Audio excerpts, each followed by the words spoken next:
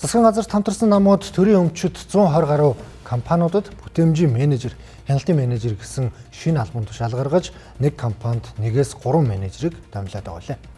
За үнийг өргүү зардал гэх шүүмжлэл гарч байгаа. Тэгвэл 5-7 төмөр зам төрийн өмчөд компанид дамжуулагдсан хяналтын менежерийн ажлын үр дүн гарч эхэлсэн гэж мэдэгдлээ.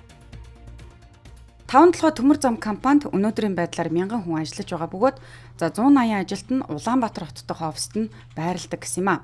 За нийтдээ 16 зүтгүүрт 810 вагоноор нүүрс тээвэр хийж байхад яг ижил хүчин чадалтай хувийн хвшлийн компанид ердөө 280 хүн ажиллаж байгаа гэсэн юм а. Улаанбаатар хотод 180 хүн 5-7 төмөр замын 180 ажилтан 1800 м2 байранд өндөр хөс төлөө тэнд ажиллаж байна. Тэрний 120 гаруй нь 5-7 төмөр замаа үзээгүй байна.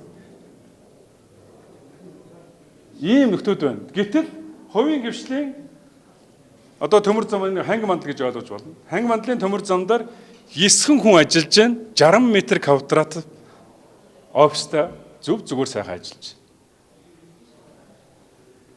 Зүтгүүр нь адилхан 15-16. Тэр 1000 гаруй хүн 810 вагоныг хариуцж байхад 280 хүн 1000 гаруй вагоныг хариуцаад ажиллаж байна. Ийм л замбрааг байна. Тентхийн цалин бол 4-5 сая төгрөг. Захирал нь 19 сая төгрөг. Нийт цалинтай. Зүгээр нэг ганц жишээ хэлэхэд ганц би нэг жишээ хэлчихэ. Муурны хоол, муурны цээжвч, чипс нэг шартуулдгүй кондишнер лөө. Тим ийм зүйлийг худалдаж авсан байдэн штэ.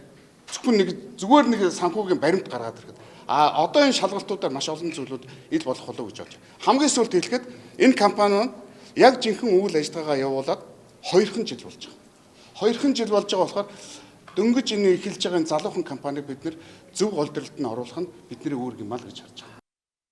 За бид мэдээллийг тэнцвэртэй хүргэх зорилгоор 5-7 төмөр зам компани Улаанбаатар хот дахь оффис дээр нь очсон боловч мэдээлэл өгөх албан тушаалтан байсангүй.